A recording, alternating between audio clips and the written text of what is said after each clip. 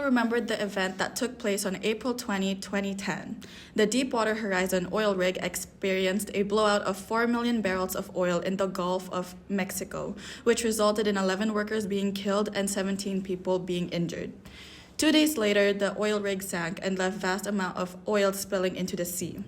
It continued to flow for almost 3 months, but responders were able to stop the flow of the oil bit by bit. Wildlife was not the only thing that suffered.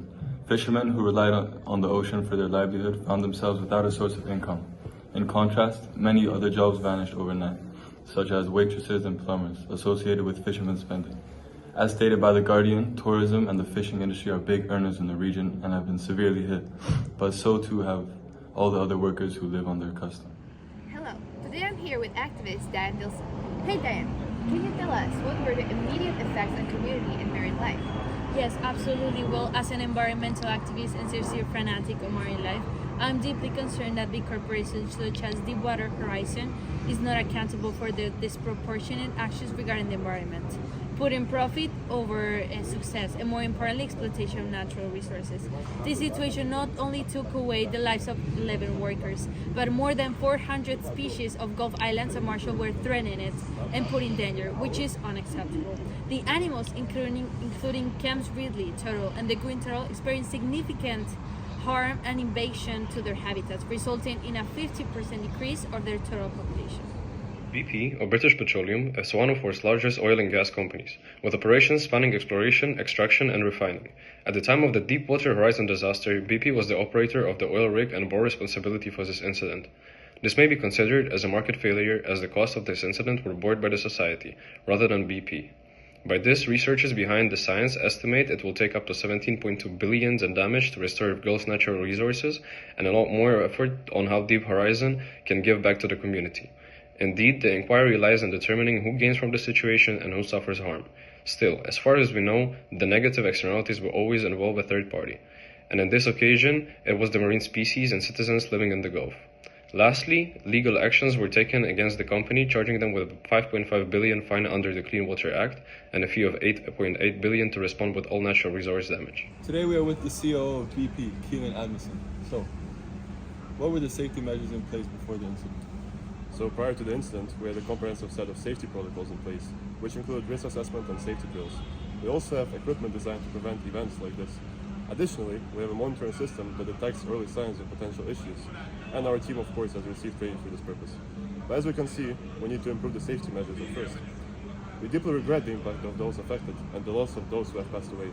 Not only did the situation result in the loss of 11 workers' lives, but it also posed a threat to over 400 species of Gulf Islands and Marshalls, a situation that I find quite tragic.